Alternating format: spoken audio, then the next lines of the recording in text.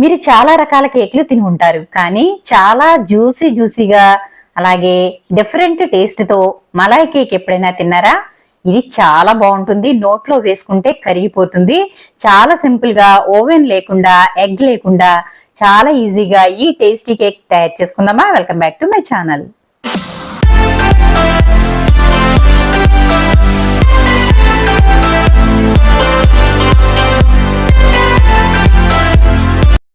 ముందుగా మనం కేక్ తయారు చేసుకోవడానికి బ్యాటర్ అయితే రెడీ చేసుకుందాము. మిక్సీ జార్ తీసుకున్నాను. మిక్సీ జార్ లో ఒక 1/4 కప్పు వరకు పెరుగు వేస్తున్నాను. నేను ఏ కప్పుతో అయితే వేస్తున్నానో అన్ని కూడా ఇదే కప్పుతో వేస్తానండి, కాబట్టి మీరు పర్ఫెక్ట్ గా దీనిని గమనించండి. చూసారు కదా, ఇదే కప్పుతో నేను 1/4 కప్పు వరకు పెరుగు వేసాను. ఆ తర్వాత 1/4 కప్పు వరకు బొంబాయి రవ్వ వేసానండి. అది వీడియో అనేది స్కిప్ అయింది, ఇందులో ఉంది చూడండి. మిక్సీ జార్ లో బొంబాయి రవ్వ వేసుకున్న తర్వాత అదే కప్పుతో 1/4 కప్పు వరకు పంచదార వేసుకోవాలి. అన్ని కూడా ఈ విధంగా 1/4 కప్పు వరకు వేసాను. పాలు మాత్రం ఒక ఫుల్ కప్ అయితే మీగడ పాలు వేస్తున్నాను. చూసారు కదా, ఇవన్నీ కూడా ఇప్పుడు ఇందులో వేసుకున్న తర్వాత ఇది ఒకసారి బాగా మిక్సీ పట్టుకోవాలి. చూసారు కదా, ఇందులో పెరుగు, పాలు అలాగే బొంబాయి రవ్వ, పంచదార ఈ 4 వేసి ఇది బాగా మెత్తగా అయ్యే వరకు మిక్సీ పట్టుకోవాలి. ఇలా మీగడ పాలు వేసుకోవడం వల్ల ఈ కేక్ అనేది చాలా బాగుంటుంది. మనం తయారు చేసేదే మలాయ్ కేక్ కాబట్టి ఇలా మీగడ పాలు అయితే వేసుకోవాలి. చూడండి, ఇక్కడ మిక్సీ పట్టేశాను. చాలా మెత్తగా అయితే అయింది. చూసారు కదా ఎంత పలుచగా ఉందో. మనం అన్ని ఒకే కప్పుతో తీసుకున్నట్లయితే మెజరింగ్ అనేది పర్ఫెక్ట్ గా వస్తుంది. అలాగే కేక్ కూడా చాలా బాగా వస్తుంది. చూసారు కదండి, ఇదిగోండి అందులోనే 1 కప్ అయితే మైదా పిండి వేస్తున్నాను. మనం ఇందులో 1 కప్పు మైదా వేసాము, అలాగే ఒక 1/4 కప్పు వరకు బొంబాయి రవ్వ వేసాము. అందులోనే బేకింగ్ పౌడర్ వేసుకోవాలి. బేకింగ్ పౌడర్ ని నేను 1 స్పూన్ అయితే తీసుకున్నాను. ఆ స్పూన్ తో ఒక ఫుల్ స్పూన్ అయితే వేస్తున్నానండి. ఆ తర్వాత బేకింగ్ సోడా వేసుకోవాలి. బేకింగ్ సోడా అనేది ఎక్కువ అవసరం ఉండదు, ఒక 1/2 స్పూన్ వరకు వేసుకుంటే సరిపోతుంది. ఇక్కడ మనకి బేకింగ్ పౌడర్ వేసాము, బేకింగ్ సోడా వేసాము. 2 ఒకటి కాదండి, 2 వేరు. బేకింగ్ పౌడర్ అంటే కేక్ లో వేసేది, బేకింగ్ సోడా అంటే మనం బజ్జీలు అలాంటివి చేసుకుంటాం కదా, అందులో వేసుకునేది. ఆ తర్వాత ఇందులోనే కొంచెం నేను వెనిగర్ వేస్తున్నానండి. వెనిగర్ వేయడం వల్ల పిండి అనేది చాలా ఫ్లఫీగా వస్తుంది, కాబట్టి ఈ విధంగా చక్కగా వేసుకున్న తర్వాత మళ్ళీ ఒకసారి అయితే మిక్సీ పట్టుకోవాలి. ఇలా మూత పెట్టేసి ఒకసారి అయితే మిక్సీ పట్టేసుకుందాము. చూసారు కదా, మనకి మొత్తం అంతా కూడా చక్కగా మిక్స్ అయిపోయింది. ఈ విధంగా ఒకసారి బాగా మిక్స్ అవ్వనివ్వాలి. అన్ని మనకి పర్ఫెక్ట్ గా సరిపోయాయి. మీకు ఒకవేళ బ్యాటర్ అనేది గట్టిగా ఉన్నట్లయితే దీంట్లో ఇంకొంచెం పాలు యాడ్ చేసుకుంటే పిండి అనేది పలుచగా వస్తుంది. అప్పుడు కేక్ కూడా చాలా మెత్తగా స్పాంజ్ లాగా వస్తుందండి. చూసారు కదా, ఈ విధంగా అయితే కేక్ బ్యాటర్ అనేది ఉండాలి. చక్కగా చాలా ఫ్లఫీగా వస్తుందండి కేక్ అయితే. ఈ విధంగా అయితే మనం పిండి రెడీ చేసుకోవాలి. ఇప్పుడు ఇందులోనే నెయ్యి వేసుకోవాలండి. నేను అదే కప్పుతో ఒక 1/2 కప్పు వరకు నెయ్యి అయితే తీసుకున్నాను. అంటే 1/4 కప్పు తీసుకున్నాను, 1/2 కప్పు మాత్రమే వేసాను. ఇది సరిపోతుంది, ఎందుకంటే మనం ఇందులో మలాయి వాడుతున్నాం కదా, కాబట్టి 1/2 కప్పు వరకు నెయ్యి అయితే సరిపోతుంది. నేను ఏ కప్పుతో తీసుకున్నానో అదే కప్పుతో మీరు కూడా వేసుకున్నట్లయితే కేక్ అయితే పర్ఫెక్ట్ గా వస్తుంది. మీకు ఒకవేళ ఇంకా ఎక్కువ కావాలనుకుంటే అన్ని కూడా క్వాంటిటీ అనేది పెంచుకోండి, అప్పుడైతే సరిపోతుంది. ఈ విధంగా అన్ని కలిపేసుకున్న తర్వాత ఇప్పుడు మనం కేక్ తయారు చేసుకుందాం. నేను ఇక్కడ పాన్ తీసుకుంటున్నానండి. ఈ విధంగా స్టీల్ గానీ నాన్ స్టిక్ పాన్ గానీ తీసుకోవాలి. ఎందుకంటే కేక్ మనం తయారు చేసుకున్నాక ఇది తిరిగేసుకోవడానికి ఈజీగా ఉంటుంది, కాబట్టి నేనైతే ఈ పాన్ తీసుకున్నాను. దాంట్లో ఈ విధంగా కొంచెం నెయ్యిని గ్రీజ్ చేసేస్తున్నాను. బ్రష్ తో ఈ విధంగా గ్రీజ్ చేసుకోవాలి. అంటే మొత్తం అంతా కూడా నెయ్యిని అప్లై చేసుకోవాలి. నెయ్యి స్థానంలో నూనె కూడా అప్లై చేసుకోవచ్చండి, అలాగే బటర్ కూడా అప్లై చేసుకోవచ్చు. చూసారు కదా, మనం బ్యాటర్ తయారు చేసుకునేటప్పుడు నెయ్యి వేసుకున్నాం కదా, ఆ ప్లేస్ లో మీరు నెయ్యి బదులు వెన్న గాని నూనె గాని కూడా వాడుకోవచ్చు. ఈ విధంగా నేను నెయ్యి అయితే అప్లై చేసేసానండి. ఇదంతా అప్లై చేసుకున్నాక ఇప్పుడు మనం తయారు చేసి పెట్టుకున్న పిండి మిశ్రమాన్ని ఇందులో వేసుకుందాము.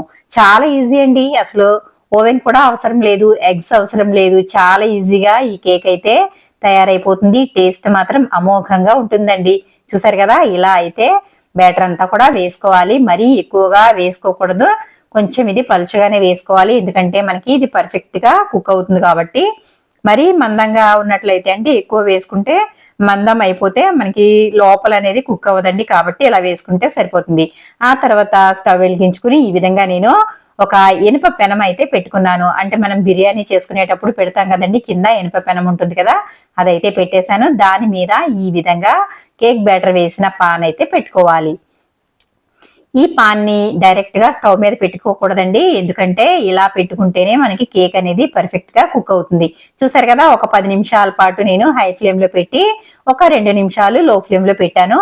ఇప్పుడు ఓపెన్ చేసి చూపిస్తున్నాను చూడండి. చక్కగా మనకి పైన అంతా కూడా కుక్ అయిపోయింది, అస్సలు ఏమాత్రం తడి లేదు. ఇప్పుడు దీనిని రెండో వైపుకి అయితే తిప్పుకుందాం. ఈ విధంగా ఒక ప్లేట్ తీసుకుని దీనిపైన కేక్ మీద ఈ విధంగా మూతలాగా పెట్టేసి ఈ గిన్నె మీద తిరగేసేసుకోవాలి.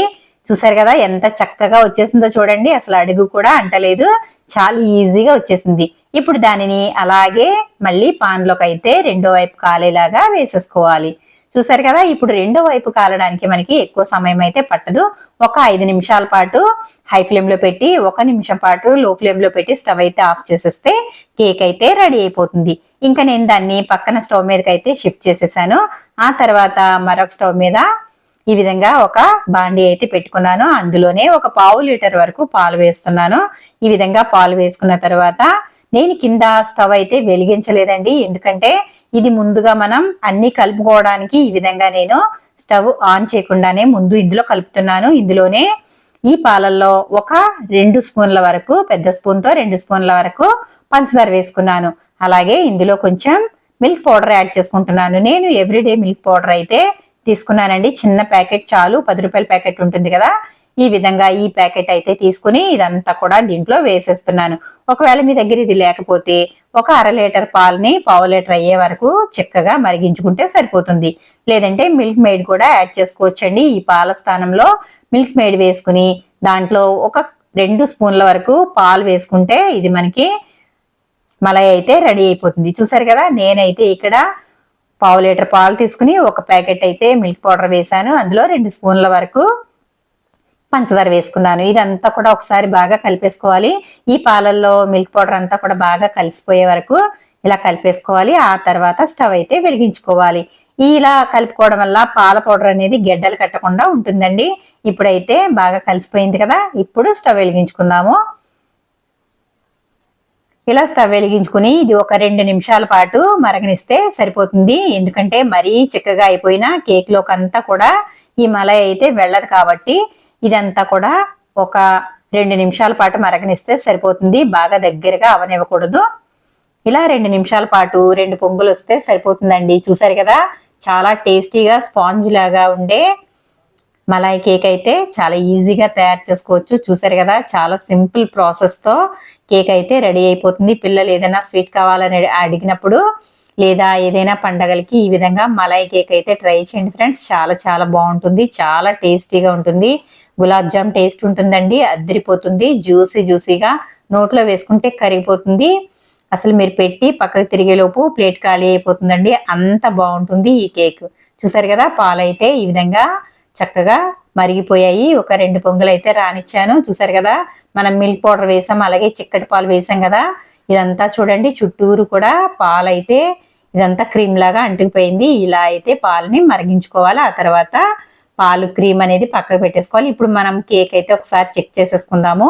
ఈ విధంగా చాకు కానీ లేదంటే ఏదైనా టూత్ పిక్ కానీ ఇలా గుచ్చినప్పుడు ఎక్కడ మనకి బ్యాటర్ అయితే అంటే పిండి అనేది అంటుకోకపోతే కేక్ అనేది రెడీ అయిపోయినట్లే. ఇప్పుడు ఇదంతా కూడా కేక్ రెడీ అయిపోయింది కదా, దానిని తీసి మరొక స్టవ్ మీద పెట్టుకుని మనం తయారు చేసి పెట్టుకున్న ఈ పాల మిశ్రమం ఉంది కదా, ఈ మలాయిని దీనిపైన వేసేసుకోవాలి. ఇలా ముందు కొంచెం వేసుకున్న తర్వాత చాకుతో అక్కడక్కడ ఘాట్లు అయితే పెట్టుకోవాలండి.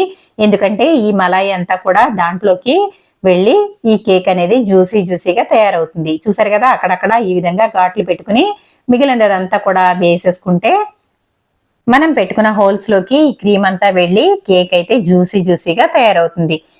ఇలా ఘాట్లు పెట్టేసాం కదా, ఇప్పుడు మిగిలిందంతా కూడా ఇలా పైనుంచి వేసేసుకోవాలి. చూడండి, మనం వేయగానే దాంట్లోకి అయితే ఈకిపోతుంది.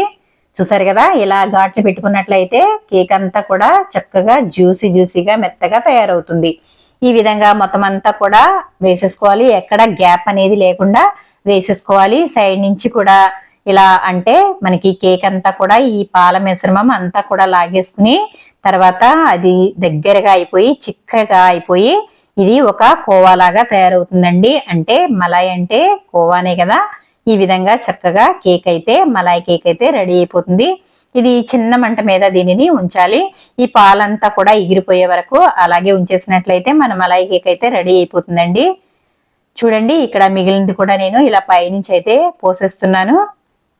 ఈ విధంగా సైడ్లు ఉన్నది కూడా ఒకసారి కేక్ 4 వైపులా కూడా కొంచెం కొంచెంగా సైడ్లు పైకి ఎత్తినట్లయితే ఈ పాల మిశ్రమం అంతా కూడా దాంట్లోకి పీల్ చేసుకుంటుంది. ఇలా సైడ్ ఉన్నదంతా కూడా ఇలా గరిటెతో పైనుంచి కూడా ఇలా అనుకోవడం వల్ల లోపలికంతా కూడా అబ్జర్వ్ అయిపోతుంది. చూసారు కదా, మనం వేసినప్పుడు ఎక్కువ పాలు ఉన్నాయి, ఇప్పుడైతే ఇదంతా కూడా ఎగిరిపోయాయి పాలు. ఈ విధంగా అంతా కూడా చక్కగా దగ్గరగా రానివ్వాలి. ఇలా పాల క్రీమ్ వేసుకోవడం వల్ల కేక్ అనేది చాలా బాగుంటుంది, చాలా టేస్టీగా ఉంటుందండి. ఇదిగోండి మన కేక్ అయితే రెడీ అయిపోయింది. ఇంకా పాలంతా కూడా చక్కగా ఇందులోకి అబ్జర్వ్ అయిపోయింది కదా. ఇప్పుడు ఇంకా స్టవ్ అయితే ఆఫ్ చేసుకున్న తర్వాత ఇప్పుడు ప్లేట్లోకి అయితే షిఫ్ట్ చేసేసుకుందాం. ఇదిగోండి ఫైనలీ మన మలాయ్ కేక్ అయితే రెడీ అయిపోయింది. ఇప్పుడైతే నేను చాక్తో కట్ చేస్తున్నాను. చాలా మెత్తగా ఉందండి, చాలా స్పాంజ్ లాగా ఉంది. అసలు గులాబ్ జామ్ టైప్ లో ఉందండి. గులాబ్ జామ్ పిండితో కేక్ తయారు చేసుకుంటే ఏ విధంగా ఉంటుందో ఆ విధంగా ఉంది ఈ కేక్. చూసారు కదా, చాలా మెత్తగా ఉంది. మంచి స్మెల్ అయితే వస్తుందండి. మనం వేసిన మేగడ పాలు అలాగే మనం తయారు చేసిన మలై ఇదంతా కలిపి కేక్ అయితే మంచి ఫ్లేవర్తో టేస్టీగా అయితే రెడీ అయిపోయింది. చూసారు కదా, ఇదిగోండి. ఆహా, ఏముందో చూడండి. అసలు చక్కగా మెత్తగా జ్యూసీగా ఉంది. ఇంకా ఎప్పుడెప్పుడు తిందామా అని అయితే నాకు ఉందండి. మరి దీనిని టేస్ట్ చేసి ఏ విధంగా వచ్చిందనేది మీకు చెప్తాను నేను.